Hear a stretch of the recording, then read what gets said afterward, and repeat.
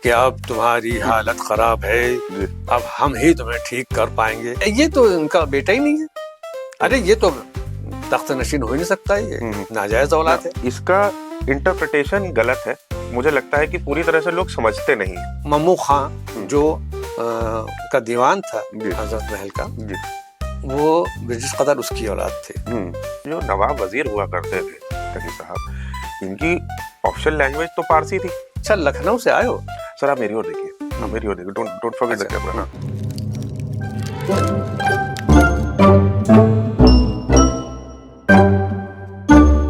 हाँ जी, तो नमस्कार और बहुत बहुत स्वागत है किस्सों की किताब के एक और एपिसोड में।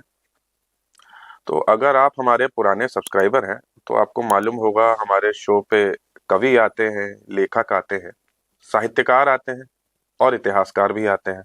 हमने लखनऊ पे बात की है। ये ऊपर एक आई बटन दिया है, इस पे अगर आप जाएंगे तो हमारा एक दूसरा शो है जिसपे दिल्ली की इमारतों पे, दिल्ली की गलियों पे काफी बातचीत हुई थी, तो उसे जाके चेकआउट कर सकते हैं। बहरहाल हमने सोचा कि हमने लखनऊ और अवध की हिस्ट्री का एक बहुत इंपॉर्टेंट सेक्शन आज तक छुआ ही नहीं है, जो कि है 1857 का विद्रोह। तो उसी पे बात करने के लिए आज हमने कहा किसी ऐसे एक्सपर्ट को बुलाया जाए जिसने इस दिशा में काफी काम किया हो। तो उसी के लिए आज हमारे साथ हमारे सेट पे मौजूद हैं रोशन तकी साहब। आपकी किताब 1857 लखनऊ, जो जैसे कि आपको स्क्रीन पे दिख रही होगी, काफी इन डेप्थ इसमें इन्होंने जानकारी दी है। और पेशे से आप जो हैं एक इंजीनियर हैं, शौक से इतिहासकार हैं। ये कैसे हुआ, इस पे भी बात होगी। तो चलिए शुरू करते हैं। तो तकी साहब बहुत बहुत शुक्रिया जी। तो आपकी इस जर्नी पे आऊं तकी साहब, जो इंजीनियर से हिस्टोरियन बनने की, उससे पहले एक बड़ा जरूरी मसला है जो मैं आपसे समझना चाहूंगा। वो ये रहेगा कि ये जो एक जुमला है गंगा जमुनी तहजीब, अब इसका इंटरप्रिटेशन गलत है। मुझे लगता है कि पूरी तरह से लोग समझते नहीं है। थोड़ा समझाइए कि ये इसका ओरिजिन क्या है, ये जुमला कहाँ से मतलब आया, ये इन एग्जिस्टेंस, अगर मैं आपसे पूछूं तो। देखिए, दो बातें हैं। जैसा कि आपने कहा कि लोगों को मालूम नहीं है, लेकिन जिनको जानकारी नहीं भी है वो ये जुमला इस्तेमाल करते हैं। उसका कारण ये है कि लखनऊ की तहजीब की पहचान है गंगा जमुनी जी। और इसके पीछे अभी जब आप कह रहे हैं आगे डिस्कस करेंगे तो बताएंगे आपको उसकी हिस्ट्री, उसका इतिहास। जी। दो विचारधाराओं का संगम, जी। दो तहजीबों का संगम, दो संस्कृतियों का संगम, उसको मिला के जो एक नई तहजीब हमारे यहाँ उभरी। जी। और जैसा कि बड़े बड़े विद्वानों ने कहा कि यहाँ के शासकों ने उन दोनों धाराओं को, उन दोनों तहजीबों को, उनके जो ताने बाने थे इतनी मजबूती से बुने कि वो एक नई तहजीब जो गंगा जमुनी तहजीब के नाम से मशहूर हुई, वो जारी नहीं लगी। और उसमें आप किसी अलग विचारधारा की पहचान नहीं है। उसमें पहचान है अवध की, उसमें है पहचान लखनऊ की। जब भी हम कोई बात कहते हैं गंगा जमुनी, तो समाज के, आपकी सोसाइटी के या आपके शहर के जो अलग पहचान है वो नुमायां होती है, वो दिखाई देती है। और उसकी एग्जाम्पल, उसकी मिसालें बहुत सी हैं। अभी हम लोग उस पर बात करेंगे आगे। जी। तो अगर इसका ओरिजिन की बात की जाए तो पहली बार कहाँ ये इस्तेमाल हुआ शब्द, कहाँ से इसका बोलचाल में ये शब्द आना शुरू हुआ, ये जुमला आना शुरू हुआ, इसके बारे में कोई रोशनी डाल सकते हैं? देखिए, जब 1722 में बुरहानुल मुल्क सादत खां यहाँ के सूबेदार बनाए गए, अब वो आ रहे थे लखनऊ, और उस समय जब वो गोमती नदी पार कर रहे थे नाव के जरिए, बड़ी कहानी है, हम शॉर्ट में आपको बता रहे हैं। तो उस समय एक मछली उछल कर उनके गोद में आके गिरी। तो उनके जो सलाहकार थे, एडवाइजर्स थे, जो अवध के ही थे, आत्माराम, उन्होंने कहा हुजूर ये तो बड़ा अच्छा शगुन है, क्योंकि यहाँ अवध में दही मछली को बहुत माना जाता है और मछली अच्छा शगुन है। उसके बाद से उन्होंने जब यहाँ पर पूरा कंट्रोल कर लिया सूबेदार के हैसियत से, तो उन्होंने जो अपना लोगो बनाया उस पे मछली को ही रखा, इसलिए कि जो यहाँ की जनता है, जो यहाँ का समाज है, वो समझे कि वो रूल करने नहीं आए हैं, आपके साथ मिलकर रहने के लिए आए हैं। और इसलिए उन्होंने जो भी तैयारी की, जो आप कहते हैं लोगो या जो राज्य चिन्ह साइन थे, वो सब में जो है उन्होंने दो मछलियों को दर्शाया। और यही नहीं, मछलियों से संबंधित बहुत से किस्से हैं जो नवाबिन ने रखे। और जितने भी ऑफिसर थे, राजमहल थे या पैलेसेस थे, शाही दरबार थे, सब में जो इंसिग्निया था उनका वो वही था, दो मछलियां।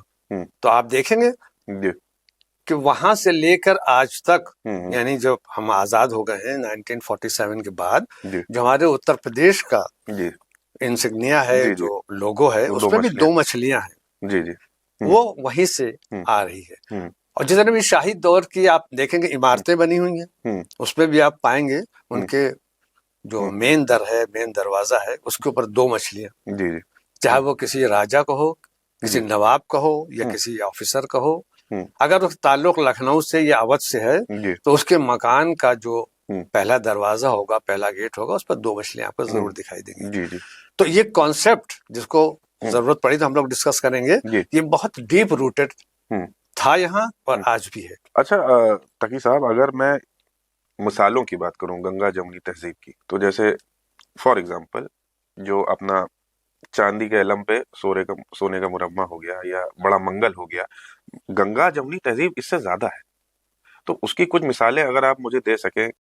माने अगर मैं बाहर निकलता हूँ लखनऊ में, अवध में, और मैं देखता हूँ अपने चारों, तो ऐसी कौन सी चीजें हैं जिनको मैं देखूं तो कहूँ हाँ भैया ये मिसाल है गंगा जमुनी तहजीब की। मिसाल के तौर के ऊपर मैं आपको बताऊं अभी कि हम गए मुंबई, लोकल ट्रेन से गुजर रहे थे, भीड़ बहुत थी, टीटी आ गया, उससे का टिकट हमने निकाला, दिखा दिया, चला गया वो। उसके बाद 2-4 स्टेशन और पास हो गए, कुछ पैसेंजर्स उतरे, कुछ चढ़े, तो हमारी पोजीशन बदल गई, थोड़ा पीछे चले गए।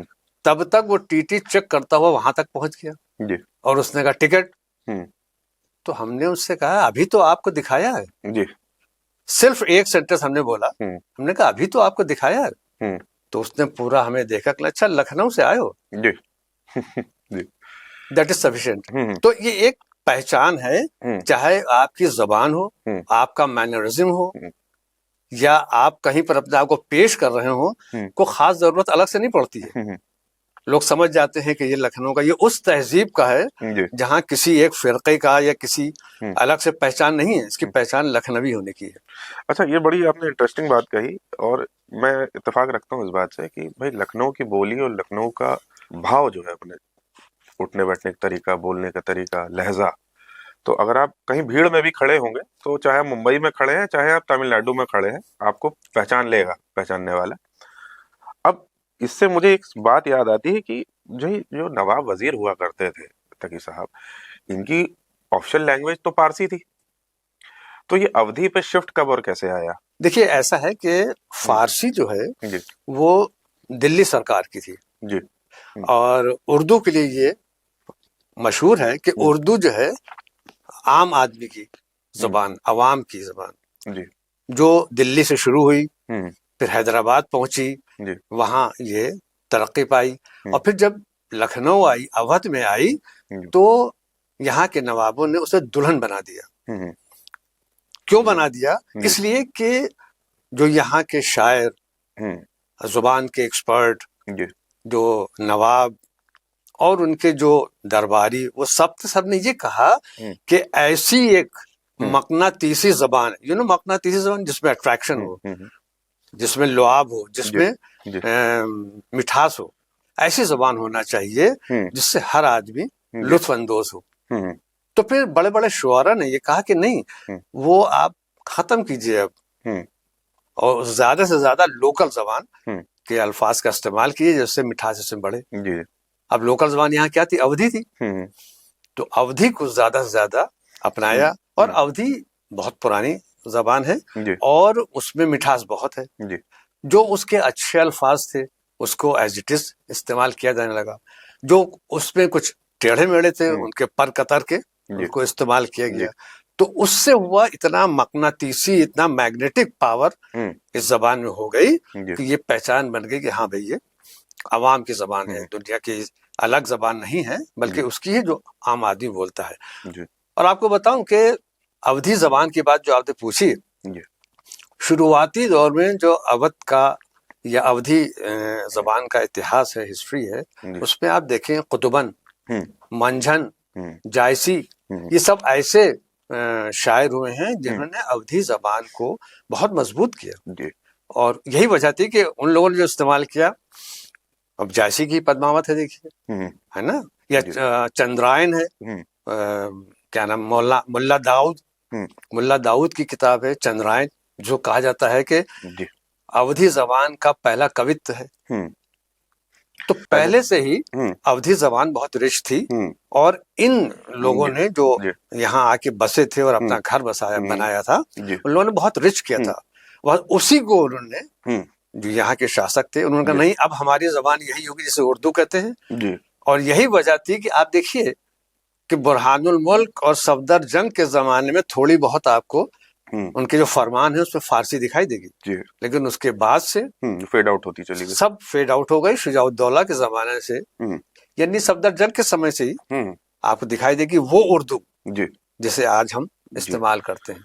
अच्छा, मेरा ख्याल नौबस्ता में, अवधी में शायद रामायण भी लिखी गई, ट्रांसलेशन। उर्दू में। जी। नौबस्ता में जो कायस्थ हजरात थे, उन्होंने ही सबसे ज्यादा अवधी के अल्फाज का इस्तेमाल इस जबान में किया, उर्दू में, और उर्दू को बहुत रिच किया। उर्दू में गीता लिखी गई, उर्दू में रामायण लिखी गई। मेरे ख्याल से लाला नवल किशोर ने कुछ इनमें से कुछ ट्रांसलेशन छापे थे। जी। अच्छा, अब जरा इस बात से हट के बात करते हैं तकी साहब, आपकी पर्सनल जर्नी पे अगर मैं एक स्पेक्ट्रम में देखूं तो इस दिशा में इंजीनियरिंग है और यहाँ पे हिस्ट्री है, पोलर ऑपोजिट्स हैं। तो आप एक इंजीनियर पेशे से, और ये जो आपने पिवट किया है और हिस्टोरियन बन गई है, क्या इसका, क्या ये सफर कैसे शुरू हुआ, क्या कहानी है इसकी? बहुत इंटरेस्टिंग है। ऐसा हुआ कि हम तो इंजीनियरिंग के स्टूडेंट थे ही, और उसके बाद जब ये हुआ कि लखनऊ के जो इमारतें थी उसको देखा, उस पर लिखना शुरू किया। तो जब पीएचडी करने की नौबत आई तो उस समय ये था कि क्रॉस फैकल्टी आप कोई भी टॉपिक चूज कर सकते हैं अगर आपको गाइड मिल जाए। तो इंजीनियरिंग हमारा सब्जेक्ट था और हिस्ट्री से हमें लगाव हो गया था, क्योंकि यहीं के रहने वाले थे, यहीं पढ़े बड़े। तो हमें एक ऐसे वो मिल गए गाइड जो क्रॉस फैकल्टी पर। तो फिर हमने अपना पीएचडी किया, conservation of old buildings and monuments, problems and possible solutions. अच्छा। तो उसमें ये हुआ कि हिस्ट्री बहुत पढ़ना पड़ी। कुछ विरासत में मिली थी और कुछ पढ़ी। अभी आपकी विरासत पे भी आने वाला है। कुछ वही बताऊंगा आपको। कुछ विरासत में मिली थी और कुछ पढ़ी। तो फिर इतना डीप चले गए उसमें कि फिर हमको बाकायदा उसमें फैकल्टीज बनाने पड़ी, डिपार्टमेंट्स बनाना पड़े कि अगर फोक है तो अलग है, थिएटर है तो अलग है, और लिटरेचर है, उर्दू अदब है तो अलग है, और बिल्डिंग्स का है तो अलग है। तो धीरे धीरे पढ़ते गए तो वो इंजीनियरिंग पीछे रह गई और हिस्ट्री आ गया। अच्छा, जैसे आपने अपनी विरासत की बात की, मेरी जानकारी बताती है कि शायद नहीं, I am sure in fact कि आपकी family has been a part of the freedom struggle। तो उसके बारे में कुछ बताएं, और क्या उसका कुछ इन्फ्लुएंस रहा इस पे? बहुत बहुत ज्यादा। आपको बताएं कि हम लोग तो 1732 से रह रहे हैं, थोड़ा दिन फैजाबाद रहे, फिर लखनऊ रहे, और 1857 के जो क्रांति हुई है उस पे हमारी फैमिली का बहुत इंपॉर्टेंट रोल रहा है। हमारे ग्रैंडफादर के फादर थे, ग्रेट ग्रैंडफादर, वो लोग 13 भाई जो है वो उसी 1857 में शहीद हुए थे, अंग्रेजों के खिलाफ लड़ते हुए। लखनऊ के और लखनऊ के बाहर विभिन्न जो अलग अलग मोर्चे थे वहां पर वो लोग शहीद हुए। और अभी जब सरकार की तरफ से आजादी का अमृत महोत्सव मनाया जा रहा था तो कुछ पेपर्स ने स्पेशल इश्यूज निकाले थे, उसमें भी उनके नाम, हमारे ग्रेट ग्रैंडफादर के, उनके नाम, उनके भाइयों के नाम दिए थे जो 1857 में शहीद हुए। तो इसलिए अगर हम ये कहें कि उसमें उनका वो था और वो विरासत वो हम तक आई। हम आपको बताएं, एक छोटी सी बात अभी याद आ गई कि हमारे घर में 1857 की बातें ऐसी होती थी जैसे भी कल की बात हो। जो हमारी बड़ी फूफी थी जिसे कहते हैं, उनकी डेथ 1988 में हुई, 100 साल की। तो ऑलमोस्ट 1888 या 1889 की उनकी पैदाइश थी। तो उन्होंने अपने बचपन में जो चीजें देखी थी फैमिली की, कि किस तरह से उनको उनके फादर ने बताई, यानी हमारे ग्रैंडफादर ने, ग्रेट ग्रैंडफादर ने, कि बेटा किस तरह हम लोग भागे थे, किस तरह भगदड़ हुई, फिर किस तरह अंग्रेजों ने हमारी फैमिली को एक जो 30 क्रिमिनल्स की लिस्ट बनाई थी, फैमिली को पूरा उसमें इनलिस्ट कर दिया, है ना। तो किस तरह से उसने क्रश किया, सप्रेस किया। तो वो सारी जो हमारे विरासत मिली। तो जब हमें थोड़ी समझ में आई तो हमने कहा ये चीज तो हमें सामने लाना चाहिए आवाम के। तब हमने ये लखनऊ 1857 डेट वाइज हिस्ट्री इसकी लिखी। इस पे बहुत कुछ रेफरेंसेस हैं और खास बात यह है कि जो हमारे पुरखों ने या हमारे घर में दस्तावेज मौजूद है उनके सहारे लेकर हमने इसको आपके सामने लाया। बिल्कुल बिल्कुल। अच्छा, क्योंकि अब 1857 की बात हो ही गई है, तो अब 1857 की बात हो तो बेगम हजरत महल या नवाब वाजिद अली साहब की बात ना हो तो मुझे लगता है वो बात अधूरी ही रह जाएगी उसके बगैर। तो अब नवाब साहब की अगर बात की जाए, तकी साहब, तो उनके बारे में तो थोड़े मिसअंडरस्टूड थे, मिसकंसेप्शंस हैं उनके बारे में कि भाई अय्याश थे, 365 बीवियां थी, काहिल थे, वो चप्पल वाला किस्सा जो आपने सुना ही होगा। तो क्या आपका क्या टेक है, मतलब is this actually his legacy, मतलब या ऐसे ही याद रखना चाहिए, या he is a better person? You can not say it is his legacy. Legacy का कोई ताल्लुक नहीं इससे। देखिए ऐसा है कि एक बात मैं आपको बिल्कुल गुर की जिसे कहते हैं ना बता दूं कि अवध के जो नवाबीन थे वो वॉरियर्स थे।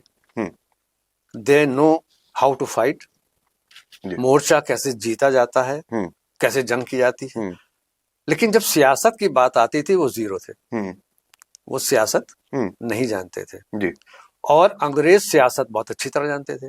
अब आप इस बात को देखिए कि अंग्रेज यानी ईस्ट इंडिया कंपनी एक ही अपने पॉलिटिकल इशू को घुमा घुमा कर इस्तेमाल करती रही और हम लोग समझ ही नहीं पाए क्या था इशू। वो सिंपल सा इशू था कि वो ये कहते थे कि ये बैड कैरेक्टर है, बैड कैरेक्टर है, यस।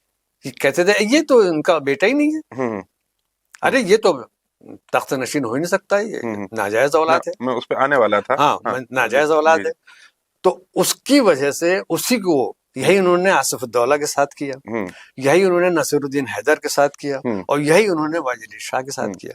वाजिद अली शाह क्योंकि थोड़ा सा बागी थे इस हिसाब से कि उन्होंने जो ईस्ट इंडिया कंपनी से एग्रीमेंट उनके ग्रैंडफादर ने किया था उनको उन्होंने नहीं माना और जब वो मसनद नशीन हुए तो उन्होंने बाकायदा फौजी ताकत बढ़ाना शुरू कर दी। जो उनका एग्रीमेंट था 1942 का कि भाई आप उसमें सेक्शंस थे, ये सेक्शन 4 जो था उसमें ये था कि अब ईस्ट इंडिया कंपनी की फौज आपकी रक्षा करेगी, आपकी हिफाजत करेगी, आपको अपनी फौज पर खर्च करने की जरूरत नहीं है। और इसी से वो लोग फायदा उठाते थे east India company. Wajid Ali Shah ने उसको मानने से इनकार कर दिया। वाजिद अली शाह ने खुद लिखा है अपने ऑटोबायोग्राफी में, अपने सवाल हयात में, कि लगभग 1 लाख फौज हमारी पास थी और सब ट्रेंड और अच्छे एम्प्लॉय थे, लड़ने वाले थे। और इस बात को ईस्ट इंडिया कंपनी के जो बड़े बड़े मिलिट्री ऑफिसर्स थे उन्होंने भी एक्सेप्ट किया कि even at the age of 40 and 45 the horse ridden soldiers are very good, they are good riders, they are good fighters. ये उन्होंने खुद एक्सेप्ट किया।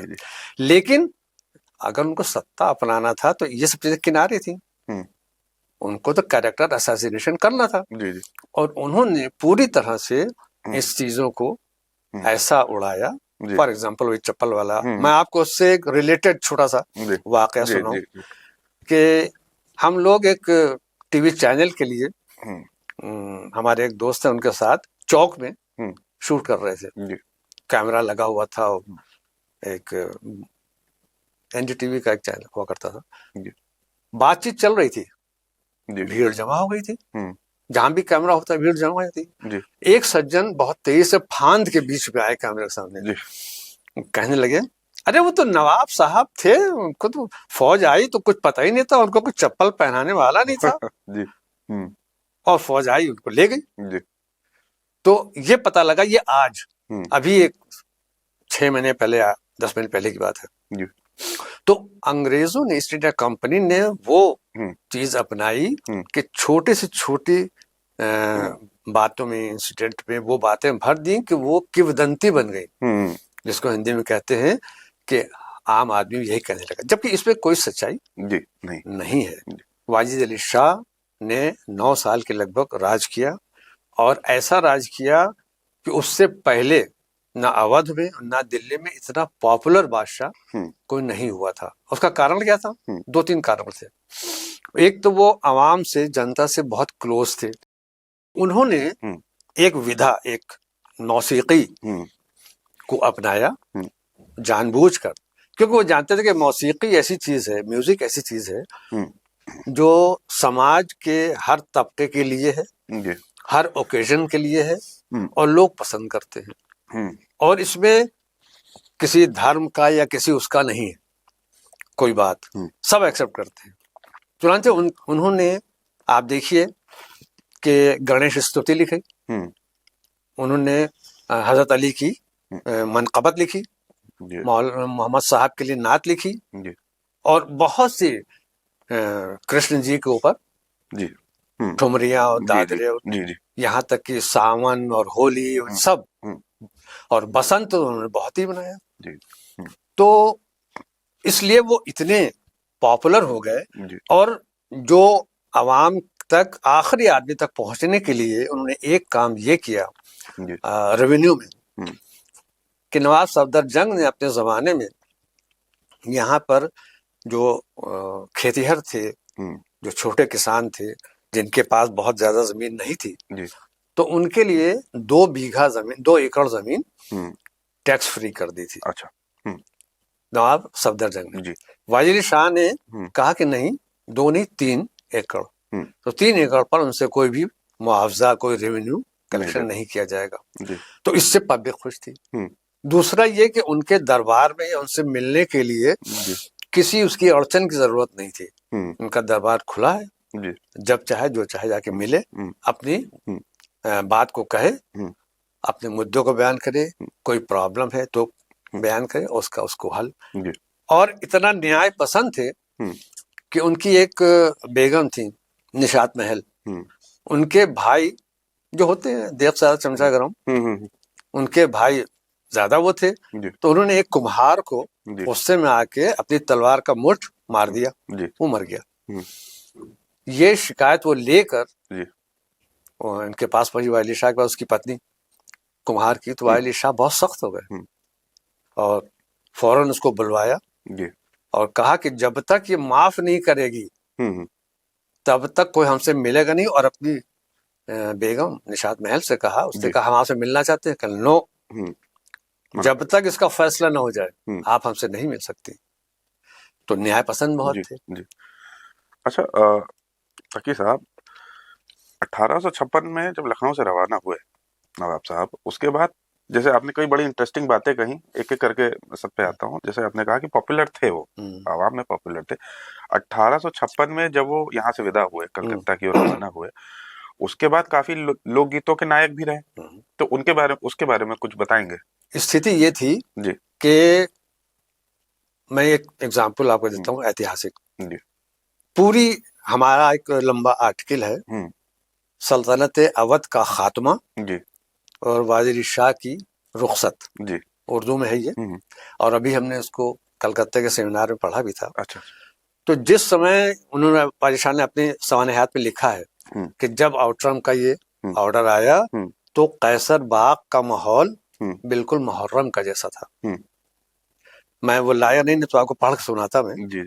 कैसर बाग का माहौल बिल्कुल मुहर्रम का जैसा था।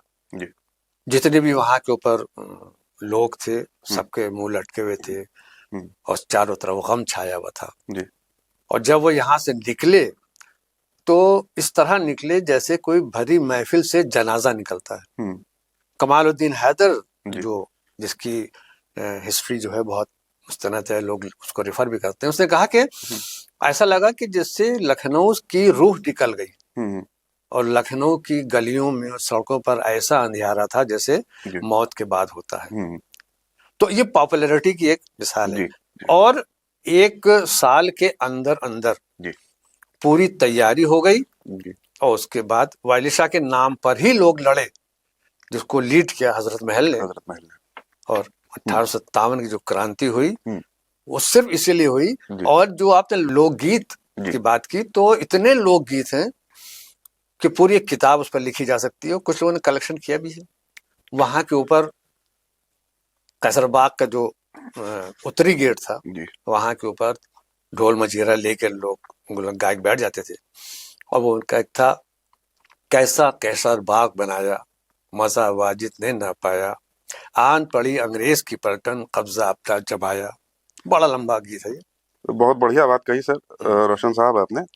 खैर अब अभी इससे पहले आपने एक और इंटरेस्टिंग बात कही थी, उस पर मैं आना चाहूंगा। जैसे कि उन्होंने हुस्न अख्तर में लिखा था कि उनके पास फौज थी, पर उसके बाद उन्होंने खिलाफत नहीं की, लड़े नहीं। उसका क्या कारण आपको लगता है? मैंने अभी आपको बताया ना कि एक एक चीज वाइली शाह ने अपने ऑटोबायोग्राफी में, अपने सवाने हयात में लिख दी है। हुस्न अख्तर में लिखते हैं कि न की जंग पर वजूहात चंद, बयां मैं करूं तुमसे ऐ अर्जुमंद, अगर जंग करता तो 10 साल तक, मगर आखिरश थी शिकस्त तो हतक। क्यों? जंग का पहला ही फन है फरेब, लड़ाई का पहला ही फन है फरेब, मैं ठहरा सैयद मुझे कब नसीब।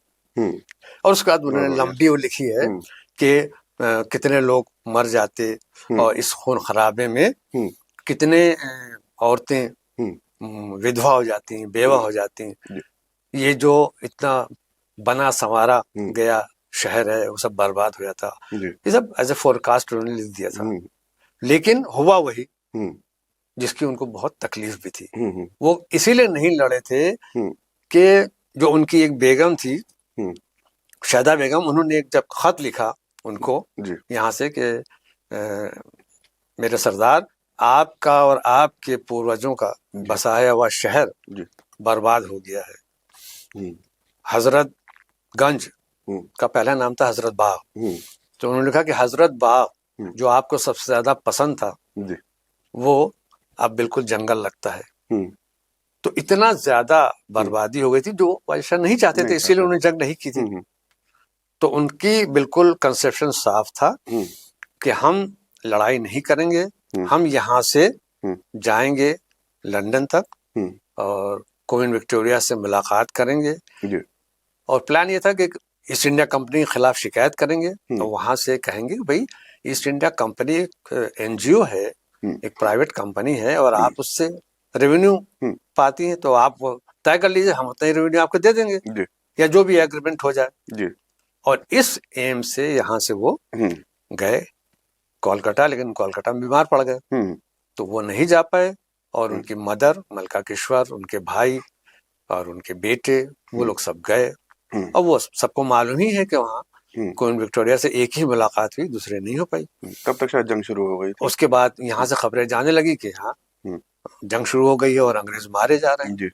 तो वहाँ सब सीन बदल गया। उसके बाद वहीं से लौटते में ये दोनों तीनों पेरिस में ही उनकी डेथ हो गई। जब वाजिद शाह को खबर मिली उनकी डेथ की, तो वो भी उन्होंने लिखा है कि मेरे ऊपर गमों का पहाड़ टूट पड़ा जब मुझे ये खबर मिली कि मेरी माँ और मेरे भाई वहीं दफन हो गए।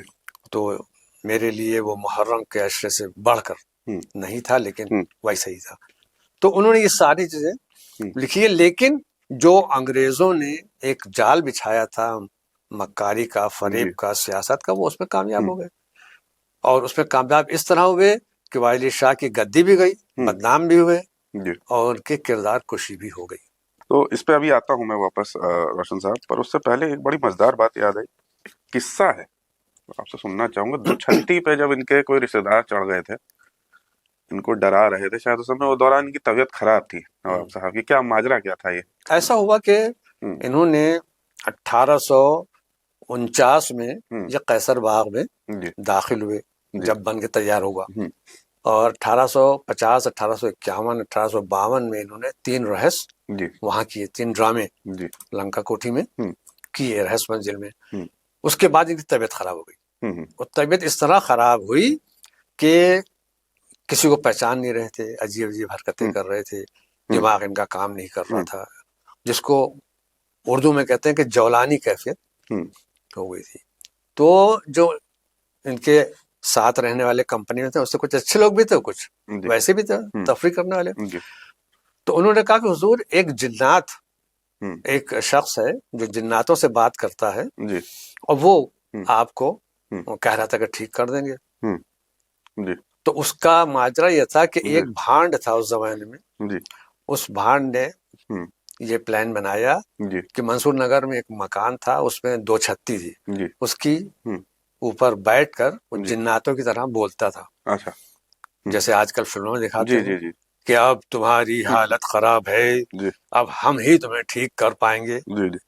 तो वो जो है उस तरह उन लोगों ने, कुछ लोगों ने वालिद शाह से पैसे वसूल करने के लिए और बेवकूफ बनाने के लिए सीधे साधे आदमी को, बीमार को, ये सब काम किए। लेकिन बाद में उसका राज खुल गया जब जो इंटेलिजेंस डिपार्टमेंट था उसने बताया कि हुजूर कुछ नहीं, न जिन्नात है, न कोई हकीम है, कुछ नहीं, ये एक भांड है। तो फिर उसको गिरफ्तार करके लाया गया। तो उसने फिर सारी हकीकत बयान कर दी और कहा कि साहब हम ही थे और इस तरह बोलते थे। अच्छा। तो उसमें कोई सच्चाई नहीं थी, वो एक ऐसा किस्सा था। अच्छा, एक बात तो कही जा सकती है रोशन साहब की, वाजिद अली शाह अगर नवाब ना भी होते तो याद किए जाते, भले ही अख्तरी पिया के नाम से याद किए जाते। उन्होंने जो ठुमरियां लिखी और जो उन्होंने कविताएं लिखी, नज़में लिखी, तो कुछ उसके बारे में रोशनी डालिए। उनका जो बॉडी ऑफ वर्क रहा एज राइटर कहूँ या एज अ पोएट कहूँ, उसके बारे में कुछ रोशनी डालिए हमारे दर्शकों। देखिए, बहुत अच्छा सवाल है। हम अब यहाँ 2 चीजों पर अलग अलग डिस्कस करते हैं। आपने जैसे कहा ना कि अगर वो नवाब ना होते, बादशाह ना होते, तो हटा दीजिए ना बादशाह। वालिद शाह ने खुद अपनी सवाने हयात में लिखा है कि म्यूजिक से, मौसीकी से उनको बचपन से लगाव था।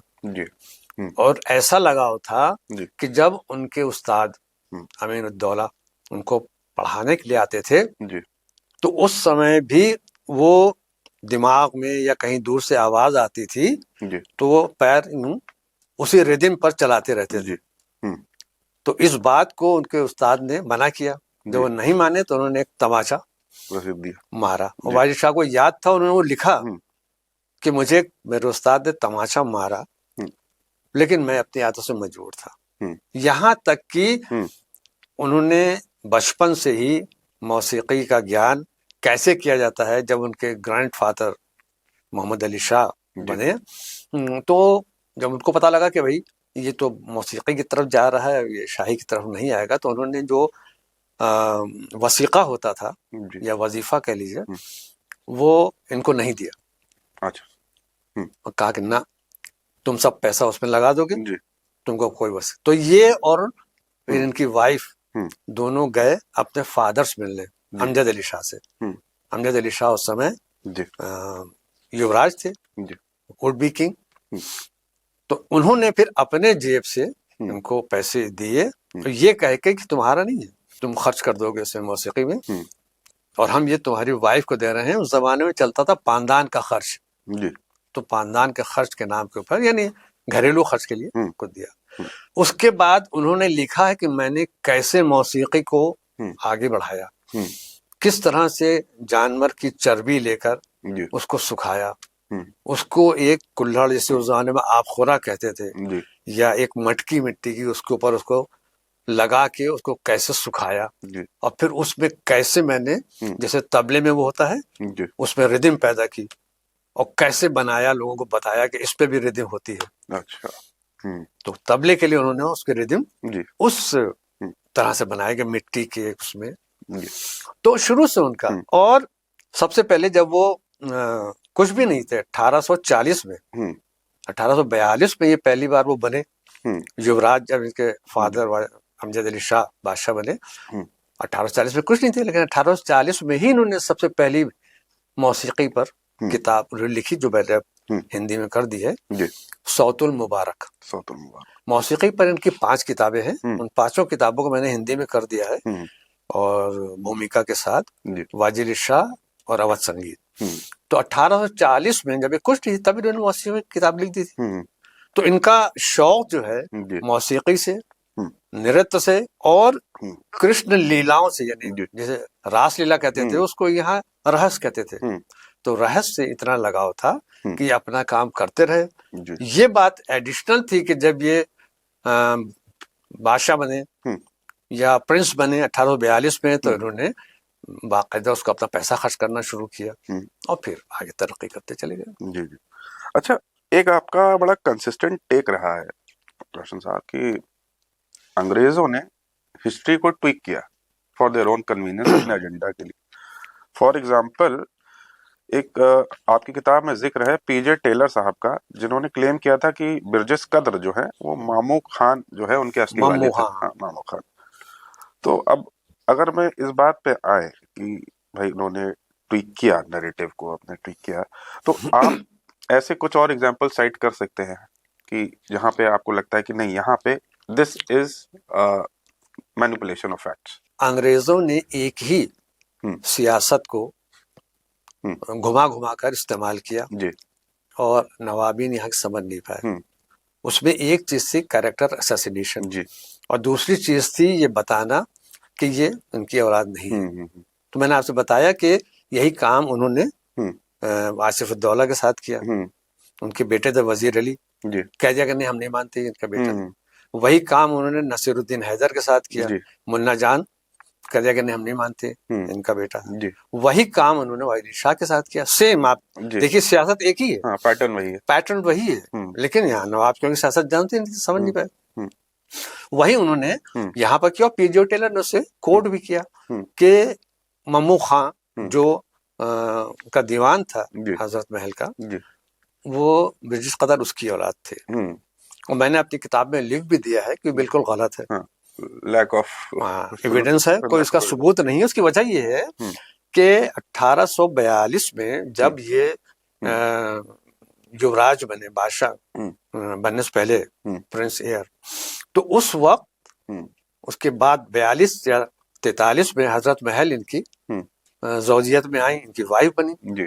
और विद इन ईयर, मैंने पूरी अपनी किताब में हजरत महल में एनालिसिस दिया है कि उसके बाद ही 1 साल के अंदर ब्रिटिश कदर की का जन्म हो गया। तब तक मम्मू खां का नाम निशान भी नहीं था। मम्मू खां तो 1850-52 के आसपास जो उनका प्रेस था, जब वाजिद शाह ने ये ऑर्डर कर दिया था, लंबी कहानी शॉर्ट बताऊं कि जब कमालुद्दीन हैदर अंग्रेजों से प्रभावित होकर एक इतिहास की किताब छपाना चाहते थे, तो वाजिद शाह ने ऑर्डर कर दिया नहीं, सारी प्रेस बंद कर दो, ये किताब नहीं छपेगी। तो उस समय उन्होंने एक छोटा सा प्रेस अपना शाही लगाया था। अच्छा। और उसमें ये नौकर हुआ था। अच्छा। मम्मू खां। और बाद में फिर वो चूंकि दीवान हजरत महल के थे तो उनको काफी इंपॉर्टेंस मिल गई, लेकिन इसमें कोई सच्चाई नहीं है कि वो उनकी औलाद थे। जी। अच्छा रोशन साहब, आपकी ये जो किताब है इसमें लखनऊ 1857, इसमें कुछ ऐसे शख्सियतों का जिक्र है जो कि जिनका अहम रोल रहा 1857 के अपराइजिंग में, जैसे कि फॉर एग्जांपल अहमद उल्लाह शाह साहब। कुछ बताइए उनके बारे में, क्या था उनका? देखिए, मौलवी अहमद उल्लाह शाह के ऊपर काफी काम हुआ है इधर, और मौलवी अहमद उल्लाह शाह जो हैं, जहाँ तक हमारी जानकारी है, आगरा से यहाँ आए थे उस समय जब यहाँ पर रिबेलियन शुरू हो गया था, और फैजाबाद में रुके थे। फिर फैजाबाद में जब उनकी फॉलोइंग बढ़ गई और लोग उनको मानने लगे, और सूफी थे ही, मौलवी थे, तब उन्होंने उनको अंग्रेजों ने जेल में डाल दिया।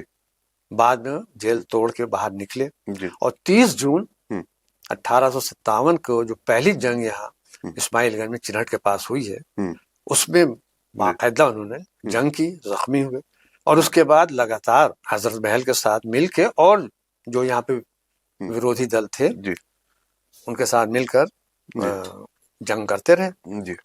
समस्या ये हुई कि जब यहाँ से हजरत महल एस्केप कर रही, किसी जी। तरह से निकल गई और उसके बाद यहाँ कोई लीडरशिप नहीं रही, जी। तो अंग्रेजों ने दबाव बनाना शुरू किया जी। और आखिरकार अहमदुल्ला शाह ने जंग जारी रखी, लेकिन उन्होंने कहा बेहतर है लखनऊ से बाहर जाकर। तो वो लखनऊ से बाहर निकले और अलग अलग जगहों को मोर्चे लगाए। जी। आखिर में वो शाहजहांपुर में थे और उनका मोर्चा था पुवाया। जी। तो पुवाया का जो उस समय जमींदार था, सूबेदार था, उसने धोखाधड़ी की और इनको वो अंग्रेजों से मिल गया जी। और इनको खाने पर दोस्त बन के बुलवाया और उनका गिरफ्तार करवा दिया। जी। जी। तो वहीं मौलवी का एंड हुआ और अंग्रेजों ने उनका सर काट कर जी। वहीं गेट पर लटका दिया। उनकी बॉडी जो है जी। इधर उधर फेंक दी, बाद में फिर उनको दफन किया गया। जी। अच्छा, ये राजा जियालाल सिंह का क्या रोल था? राजा जियालाल जो है रेवेन्यू मिनिस्टर थे। जी। और राजा जियालाल की पूरी फैमिली, उनके फादर, उनके grandfather, they were very loyal to Awadh nawabs और हमेशा बड़ी पोस्टों पर रहे। जी।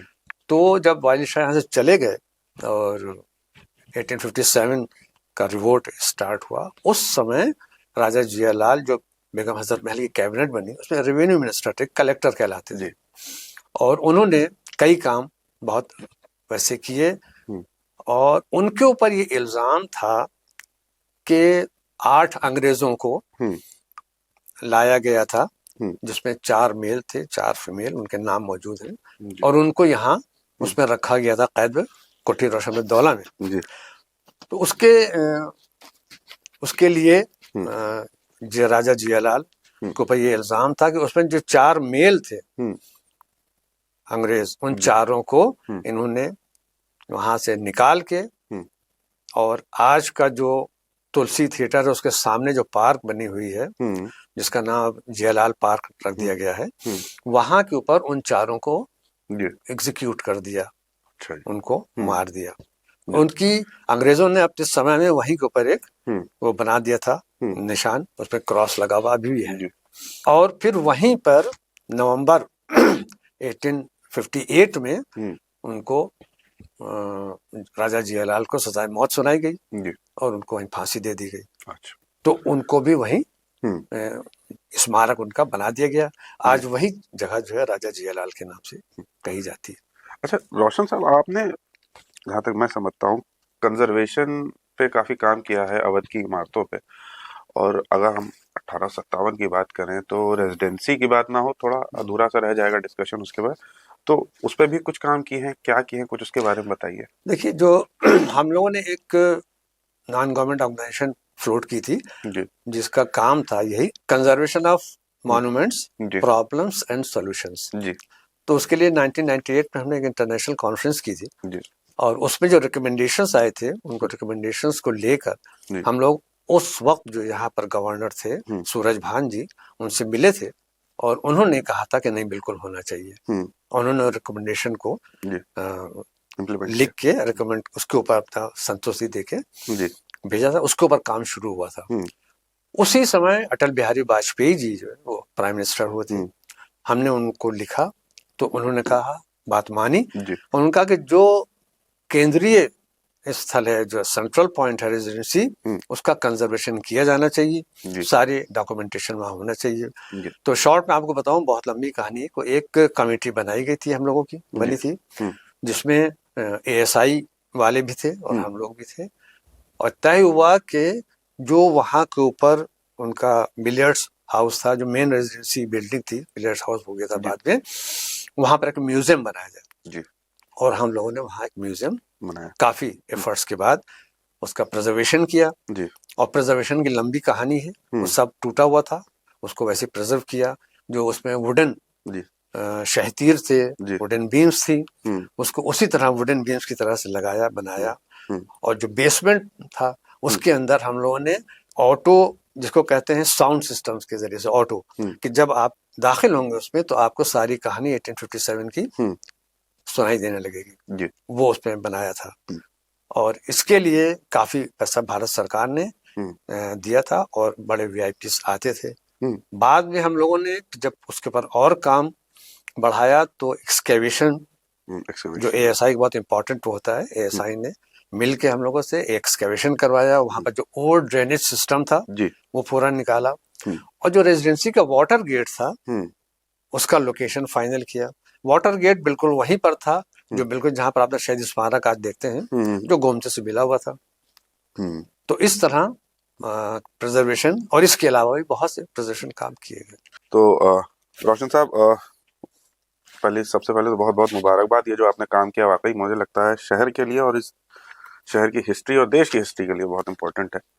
बाकी इंटरव्यू खत्म करूं उससे पहले एक छोटा सवाल आपसे कि आगे क्या लिख रहे हैं, क्या आगे आपके कौन सी किताबें वर्क्स में हैं और हम लोग कब तक उनको पढ़ सकते हैं, इसके बारे में कुछ बताएं। हाँ, बहुत रेलेवेंट क्वेश्चन आपने पूछा है। देखिए, हमारा जो मेन मुद्दा था जब हमने काम शुरू किया था, उस समय लखनऊ और अवध के मॉन्यूमेंट्स की हालत बहुत खराब थी, अवेयरनेस बिल्कुल नहीं थी। तो हमने शुरुआत की थी कि पब्लिक में अवेयरनेस आए, और उसी अवेयरनेस के लिए हम लोगों ने जो एक न्यूक्लियस कमेटी बनाई थी, उसमें यही विचार होता था कि लोगों को अवेयर किया जाए कि आप अपने कल्चरल हेरिटेज को कैसे प्रिजर्व करें। ये ड्यूटी हर आदमी की है, किसी एक की नहीं है, छोटे से लेकर बड़े तक के लिए। फॉर एग्जाम्पल, आप किसी मॉन्यूमेंट पर पहुंचे, पान खा के आवाज थूक रहे हैं, या आप लिटरिंग कर रहे हैं, कागज इधर फेंका, कुछ खाया वहां फेंक दिया, तो ये हमको लोगों को बताना था कि ये ना कीजिए। अवेयरनेस जरूरी थी। उस अवेयरनेस के लिए हमने लोकल लेवल के ऊपर और नेशनल लेवल के ऊपर और इंटरनेशनल ऊपर सेमिनार्स किए, सिंपोजियम किए, और लोगों में अवेयरनेस आ गई। तो उससे ये हुआ कि कल्चरल हेरिटेज को प्रिजर्व करने का एक दौर शुरू हुआ, और उसको हम ये कामयाबी मानते हैं कि आज अवेयरनेस इतनी है कि अगर कोई भी कुछ गड़बड़ करने की सोचता है तो लोग आगे आ जाते हैं, नहीं, ऐसा नहीं होने देंगे। तो अब जो आपने अभी पूछा, तो हमारा ये है कि जो हमने अभी तक काम किया है उसको हम कंसाइज हालात में एक बुक फॉर्म में कर दें, जिससे कि जो इंटरेस्टेड लोग हैं उनको कुछ गाइडेंस मिले, और जो कुछ चाहते हैं कि भाई अवेयरनेस कैसे की जाए और प्रोफेशनलिज्म इसमें कैसे पैदा किया जाए, उससे उनको मदद मिले।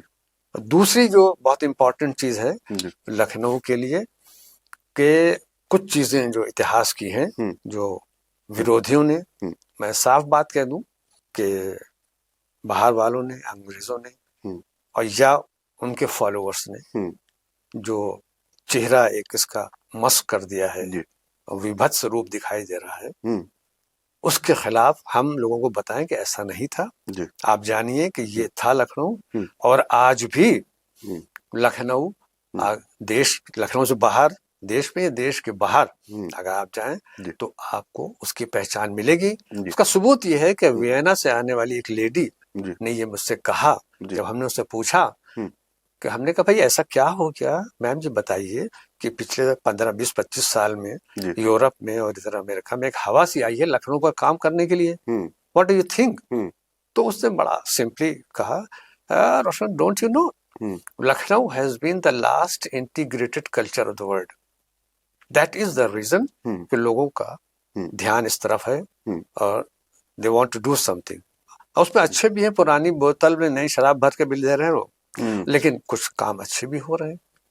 तो हमारा उसमें एम यही है कि हम अपनी राइटिंग्स के जरिए लोगों को अवेयर करें और इस बात के लिए राजी करें कि अपनी, जो हम हिंदी में कहते हैं कि अपनी संपदा को, उसकी सुरक्षा करें, और अंग्रेजी में कहते हैं preserve and conserve your cultural heritage. बिल्कुल, बहुत बहुत मुबारक हो आपको रोशन साहब कि आपने जो बेहतरीन काम किया है उसके लिए, और मैं आशा करूंगा आपकी आने वाले काम भी इसी तरह इम्पैक्टफुल रहें और कुछ नई किताबें भी आएं जो हमको जल्द से जल्द पढ़ने को मिले।